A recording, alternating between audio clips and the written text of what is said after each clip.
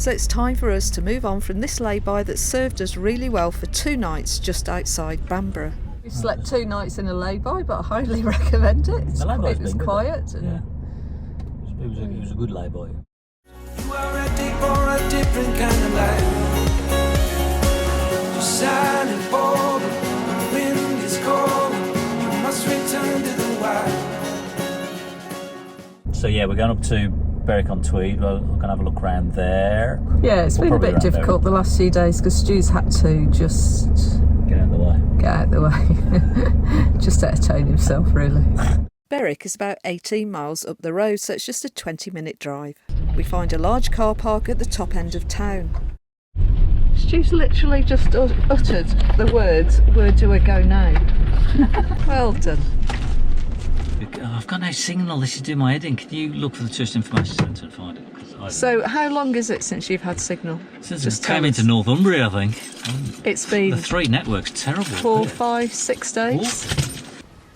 Stu goes off to buy a ticket whilst I sort his phone out. The wanderer returns. Oh God, look at his face. He's had a trauma. What's the matter? I went all the way to the top of the car park. The what? I went all the way to the top of the car park. And what? It's a disc. And it's free down here. You don't have to have a disc at all, I don't think. I saw that. I don't. Oh, thanks. No, I saw. Thanks. No. Well, okay. When I say I saw it, I saw something. Where's my phone? I have no idea. Oh, I've got it. Sorry. No, I do have an idea. I do have an idea. I reset it for you. Right, just try and see if you get a signal now. Stu? What? Have you got a signal now? Yeah? Thank you. What did you do? I bloody reset it. I told you to do that. You bloody idiot. What? Okay. The man stalking me. I've had 4 days without any through. You've literally used about 20 gigabyte of my data. Told you. I've had 4 days without bloody phone signal, I thought. I did say to you, have you reset it? Why didn't you say this earlier? I've said it before. I said, have you closed it down to make it to re-look? Okay. There's a lesson there. So we're just going to have a walk around Berwick-Upon-Tweed, never been before. There's obviously a lot of history to it, so we're just going to go to the Tourist Information Office first and get our bearings, see if there's a map. So I think we should go down the main street probably. Okay. Let's go back to the main street and go down. It's hard to recognise you without your red jacket. I know. So I'm just waiting for Stu. Here's the definition of happiness. He left his wallet. Look at this. He left his wallet in the car. You were walking 20 times quicker than anybody else. You know, when you can't get into the day. It's Saturday today, so this market has a busy high street this morning with several stalls lining the street. The size of that bag of potatoes, that'll take us about 2 months to get through. I was going to text you and then I thought, oh, I don't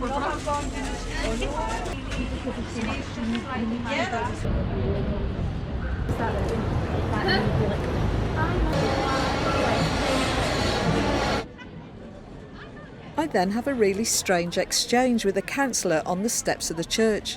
She was promoting the support for the Ukraine people, which we obviously are behind as well. Just had my first grilling. Grilling? About filming.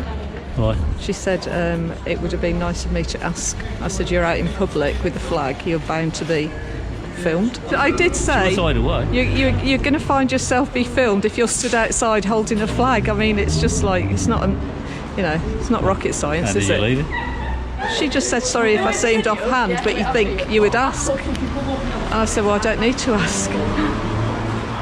I would if I stood in front of her.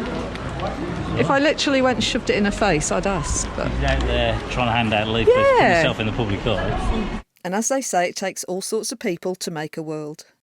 We then set off on a large circular walk around the boundaries of the town, most of which have large defensive city walks. We then head towards the historical barracks known as Ravensdown Barracks, which were built in the early 18th century, and it's an English heritage maintained site. Berwick is situated on the mouth of the River Tweed, near the border of 2 countries of England and Scotland. The town of Berwick suffered many years of conflict, as control of the town passed back and forth between England and Scotland. This was a late Victorian gun emplacement used as a practice battery.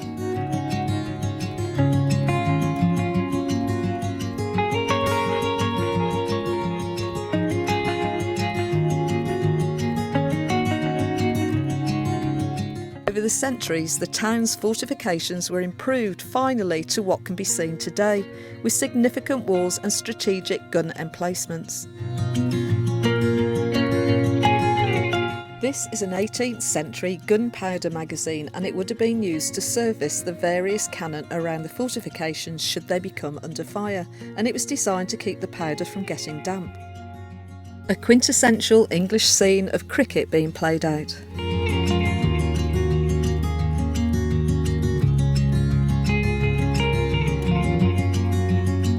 The chimney stack over at Spittal Point is the remnants of the chemical and fertiliser works run by Fison's, the chemical company, back in the 1950s.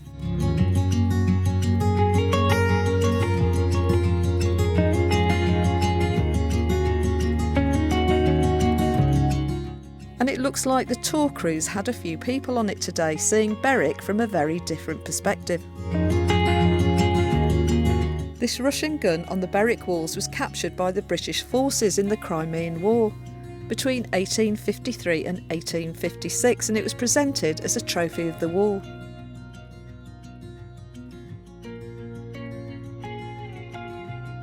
There's 3 bridges going over the River Tweed. The Berwick Bridge and the Royal Tweed Bridge both carry vehicles, whilst the third one, the Royal Border Bridge, carries the East Coast Main Line railway line.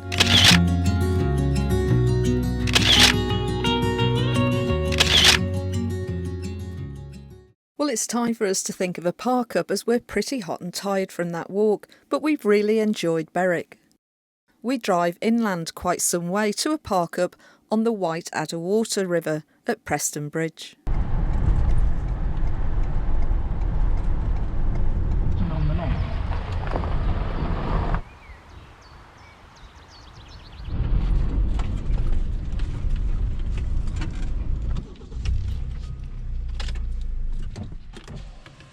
This is a really pretty riverside spot, and it's ideal for a park up overnight. The WhiteAdder River, I believe, is a good salmon and trout river. Preston Bridge itself is quite old, and it was built around 1770.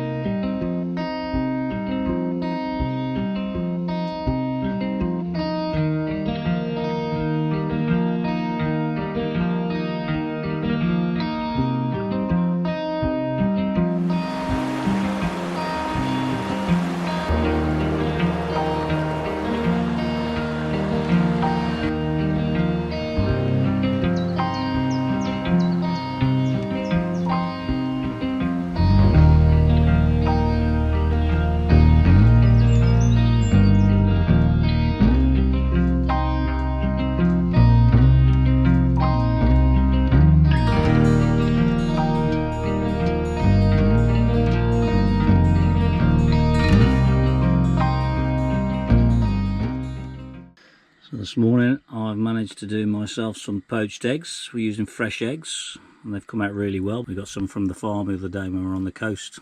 One of the little honesty boxes that you often see. After breakfast we travelled to a local village called Duns to go to a museum that Stu spotted online. So why Stu is in the museum, I thought I'd just talk about washing my hair in the van. As you can see, I've given up drying it. It's just like, but I perhaps could have combed it for you at least, but you know, I'm embracing van life.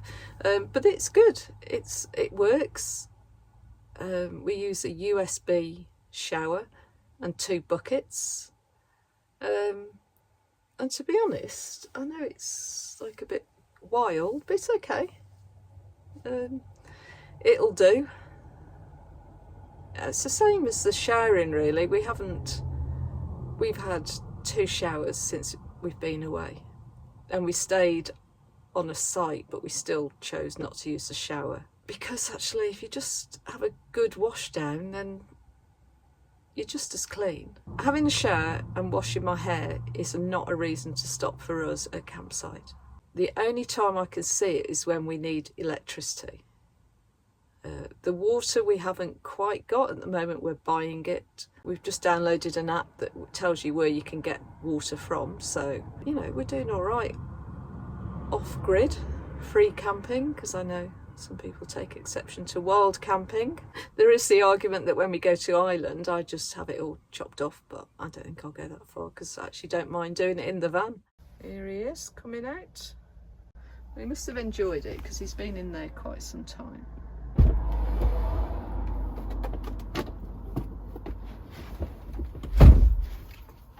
Did you enjoy it? It was that's one of the best museums I've been into. Really? Technology-wise, you'd have really enjoyed it. They got this, so they got all his trophies, 90 of them. So all of his. I feel bad because I've never even heard of it. About 1 to 90, or and you got this tablet, iPad, and it's got them listed on this thing. And you move these slides along. It's about 10 feet. Slides along. It positions over the race.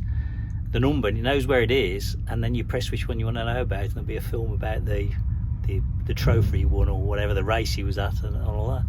It's really interesting. He lived up at Churnside here, died in a Formula 2 race. He was when he was a world champion and all that type of stuff. How old was he? When he died, don't know what he was. What, you've just been round a museum about a man and you don't even know when he died? No, he didn't die. He died in 1968. Yeah, but how old was he? I don't know how old he died. It's 32 years. There you go. He was 32? He was 32 when he died. Oh. He ended up being a tax exile because they used to get taxed 90% in those days. Wow. Top earner, so he lived in Bermuda in the end. Oh, as did Jackie Stewart and all that. And Jackie Stewart had to get permission because the rules was that he wasn't allowed 1 day in the country if you're going to be a tax exile in the first 12 months. So when he died, Jackie Stewart had to get permission from Harold Wilson, the Prime Minister, to come and fly in for 1 day to go to the funeral. Oh. Yeah. Got a few cars on one side where all his treasures, it was all photographs, but it's all you know, press this and you listen to it, and it's really, really well done and lit. Do you know who owns the museum? I think it's just a trust that's been set up according to this, a Jim Clarke trust, dedicated to promoting the legacy of him. He's quite a humble person. What year was he born? Well, he was 38 at 68, so what was that, 1930? Wow. For 36 he was born, sorry. So he won the world title, he also won the Indy. Very good, very, very good. Oh, I'm glad you enjoyed it. It was £6, that's all. That's not a lot, is it?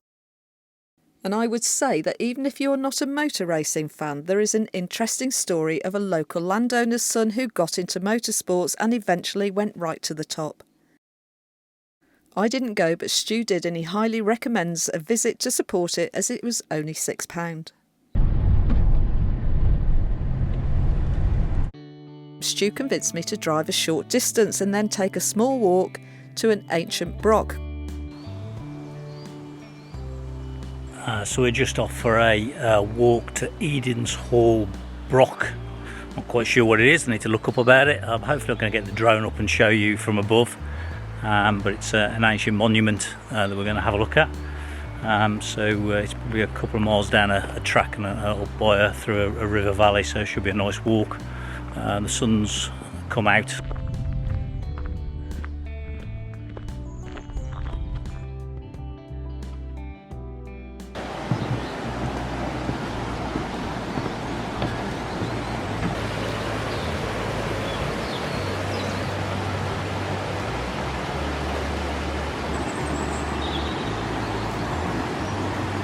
Exhilarating. Sorry, it's an exhilarating what? Exhilarating hike. Oh, well, you missed that bit out.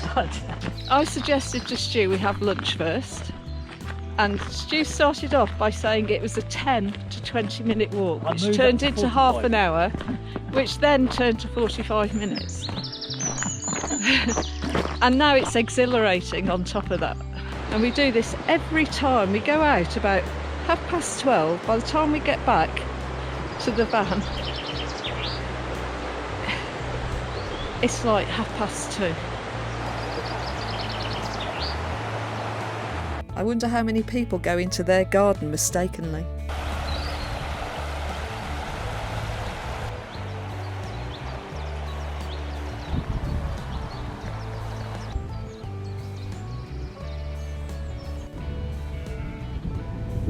So whilst I collapse in the sun, Stu continues up the hill to the Broch and was impressed by the size of what's there. So this is Jane's first walk, and she's just stopped about 2/3, especially when you get to a bit more slopes and that.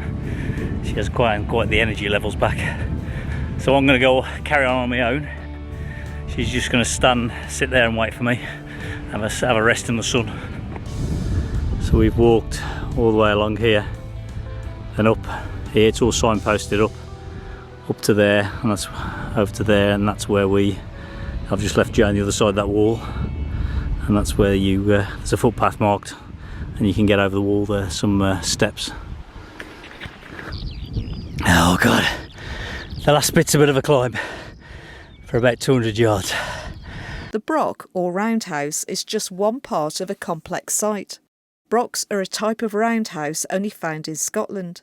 But this Broch's extraordinary 22-metre diameter makes it much larger than the typical Highland Broch.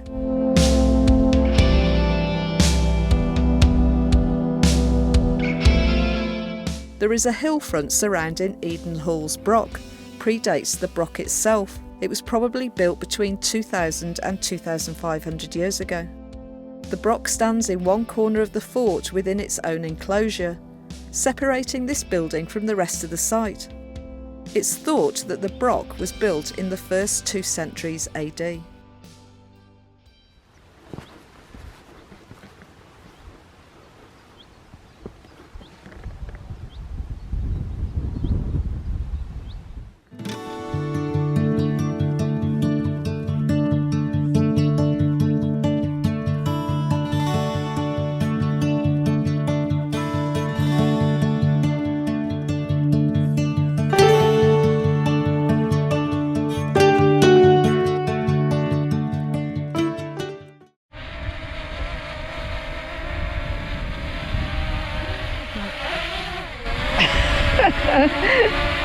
She's just said Ken would die if he could see this.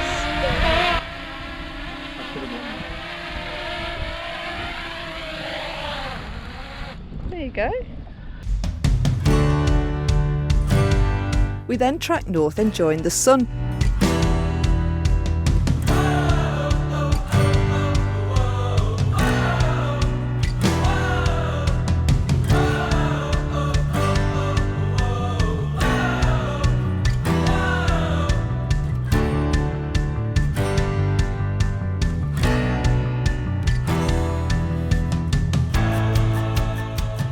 We pass a lot of devastation caused by recent storms.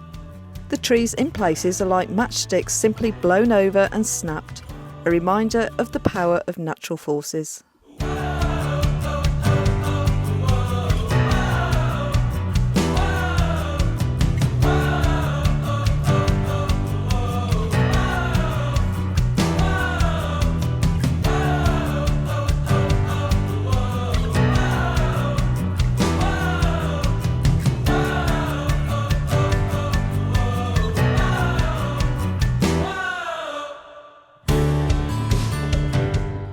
We eventually find a great remote park up on the moorland. That'll do us. Yeah. So we've got chicken thighs, and then this time we're using these. This time it's a garlic one, whereas yesterday was an Italian one. So this is a garlic wrap. So there's that. That's what you do. How much are they, Jane? Oh, I think they're £1. They're about £1. You get 4 sheets by the sound of it. 50p, I think. It depends. You can get them on offer. But you get two thighs in each one, to be perfectly honest. And then we'll have a salad and boiled potatoes again. Okay, so that's the fillets just gone into the wrap. You just put them in there, and that just cooks like that. So we'll leave it there, and if you enjoy our videos, please like and subscribe, as this is how YouTube recognises channels' shows to promote them. and we'll see you in the next and last episode of this series. Silent, bold, wind is cold. You must return to the wild.